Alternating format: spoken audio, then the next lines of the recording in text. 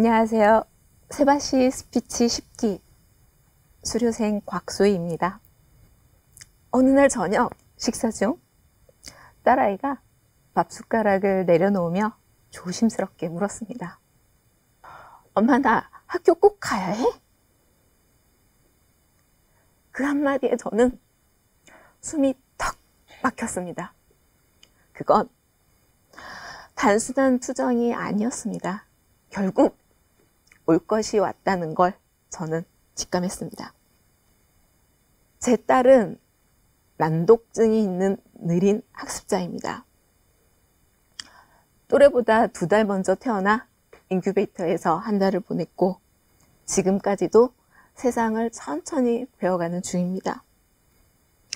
글자를 익히고 쓰는데 시간이 오래 걸리고 글을 읽을 때마다 의미를 곱씹어야 이해를 합니다. 그래서 매해 담임선생님께 병원 진단서와 함께 이 아이의 다름을 저는 설명을 해드려야 했습니다. 하지만 돌아오는 반응은 늘 같았습니다.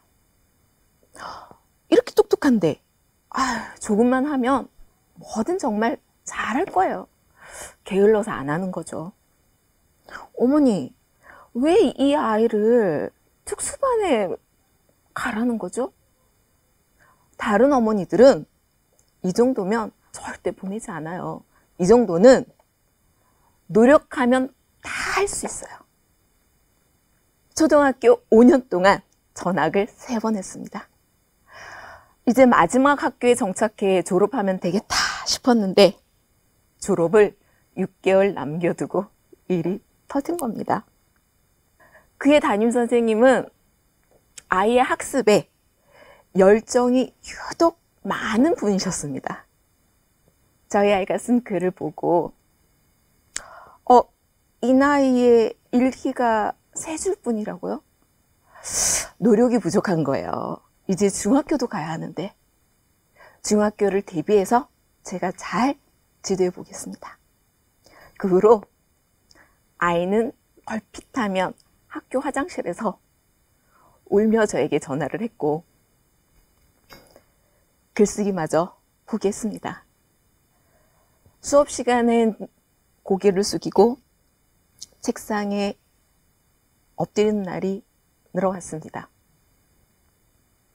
선생님은 노력하지 않는 아이로, 친구들은 말이 통하지 않은 이상한 애. 우리 아이를 바라보기 시작을 했습니다. 그런데 여러분, 정말 아이가 노력을 하지 않았을까요? 아니요, 저는 압니다.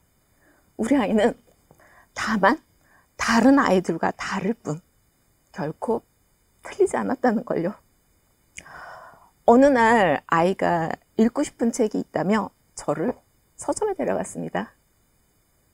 가는 길에 아이가 갑자기 눈물을 툭툭툭 흘렸습니다. 왜 울어? 하고 붙자 아이는 조용히 말했습니다. 전에 친구가 넘어졌을 때 많이 아팠을 텐데 엄마, 내가 도와주지를 못한 게 생각이 나. 그땐 도와주지 못한 게 너무 미안해서. 아이의 감수성에 저도 울컥했습니다. 그리고 아이가 말했습니다.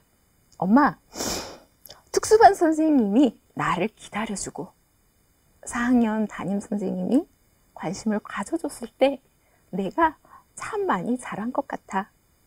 나도 누군가에게 그런 사람이 되고 싶어.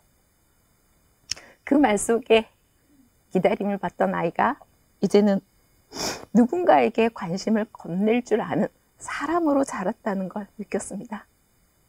서점에 도착하자 아이는 책 한 권을 집어들었습니다. 소년이 온다. 엄마, 한강 작가님의 책이야. 난독증으로 글을 읽지 못하던 아이가 이제는 문학책을 스스로 골라 읽고 6년 넘게 배우던 악보도 이제 막 읽기 시작했는데 주말마다 친구에게 기타를 가르쳐 주겠다며 시간을 내고 있습니다. 그때 알았습니다. 그래, 이 아이는 느릴 뿐 절대 부족하지 않구나. 오히려 다른 사람의 감정에 깊이 공감하고 자기만의 언어로 세상과 소통할 줄 아는 이 아이는 분명 자기만의 방식으로 잘 자라고 있구나. 그런데 왜 우리는 아이의 가능성보다 남들과 다르다는 점에만 집중할까요? 왜 다르다는 이유로 아이를 틀린 존재로 낙인 찍는 걸까요? 세상은 빠른 사람만을 위해 만들어진 것처럼 보입니다. 교육도, 평가도, 속도 중심입니다. 하지만 저는 이제 믿습니다.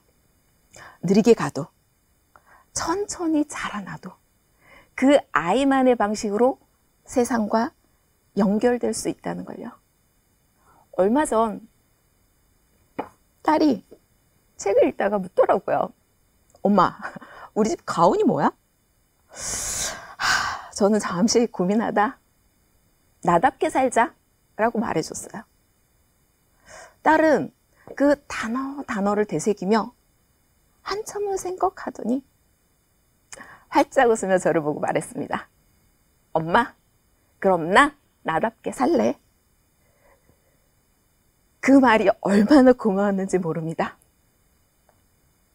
자신을 사랑했다는 아이의 다짐이었으니까요. 이제 저는 여러분께 묻고 싶습니다. 아이를 바꿔야 할까요? 아니면 우리가 바뀌어야 할까요? 여러분은 지금도 누군가의 다름을 틀림으로 오해하고 있지는 않나요? 우리 사회는 정상이라는 기준으로 아이들을 판단합니다. 하지만 그 기준이 과연 모든 아이에게 공평할 수 있을까요? 나와 조금만 다르면 배제하고 조금 느리면 부족하다고 말하는 그 시선이 아이들의 가능성을 가로막고 있는 건 아닐까요? 우리 아이가 자신을 사랑하며 세상 속에서 당당히 걸어갈 수 있도록 여러분이 먼저 손을 내밀어 주세요. 다름이 보일 때 그 아이의 가능성을 먼저 봐주세요. 여러분의 따뜻한 말 한마디가 그 아이의 하루를, 아니 인생을 바꿀 수 있습니다.